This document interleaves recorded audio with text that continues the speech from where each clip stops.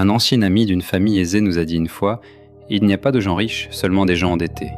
Quelque part, il avait une grande longueur d'avance sur ce que j'ai écrit au-dessus. Bref, je ne vais pas faire la guerre au système, encore moins dire que c'est bien de ne rien faire de sa vie, encore faudrait-il se mettre d'accord sur ce que veut dire faire quelque chose de sa vie, mais je voulais simplement remettre en question le sens de l'argent, du travail, me dire qu'on peut encore ouvrir ce sujet à la réflexion et encore une fois sortir de cette culpabilité pour réfléchir par moi-même. De là, on va aborder le fait que je pensais aller en Thaïlande. Il faut relativement peu d'argent, être à l'aise avec les langues, ne pas avoir d'attache et gagner sa vie à distance. Si je m'en donne les moyens, je coche toutes les cases.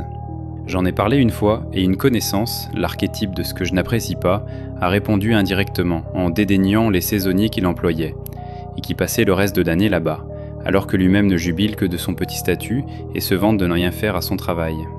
Il y a aussi beaucoup de gens, quand on prononce le mot Thaïlande, qui ne pensent qu'à la prostitution au tiers-monde et, étonnamment, au ladyboy, je ne vais pas tout débanquer ici. Quelque part, le fait que beaucoup aient une vision cliché et arriérée du pays, du haut de la grande condescendance des Français est une chance. Ça fait plus de place pour moi.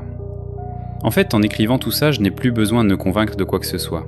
Je pourrais parler du fait qu'aller en Thaïlande pour démultiplier son niveau de vie soit indigne, mais encore une fois, entre les entreprises qui ne sont que des pompes subventions de l'État, ceux qui vivent de la rente, chercher ceux qui ont une bonne situation sans avoir vendu une petite maison à 60 000 de papy-mamie, comme au jeu qui est les têtes vont tomber.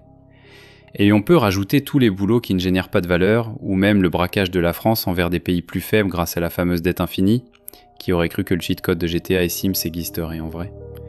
Critiquer quelqu'un qui va vivre dans un pays avec un faible coût de la vie, alors que 99% de ce qu'on possède, téléphone, voiture, télé, électroménager, déco, tému, vient de ces mêmes pays, c'est un manque de recul.